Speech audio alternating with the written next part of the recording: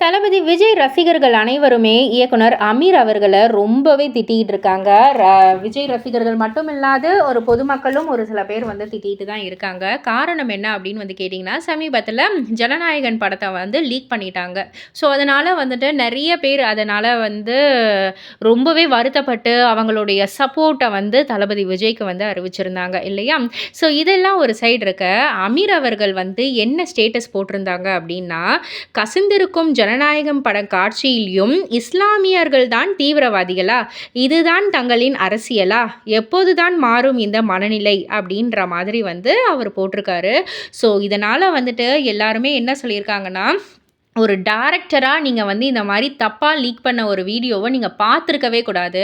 எவ்வளவு பேருடைய உழைப்பு இதில அடங்கியிருக்கு. எவ்வளவு பேருடைய ஒரு எல்லா இன்வெஸ்ட்மெண்ட்லேருந்து, உழைப்புலேருந்து எல்லாமே இருக்கு. கடின உழைப்புலேருந்து எல்லாமே இருக்கு இல்லையா?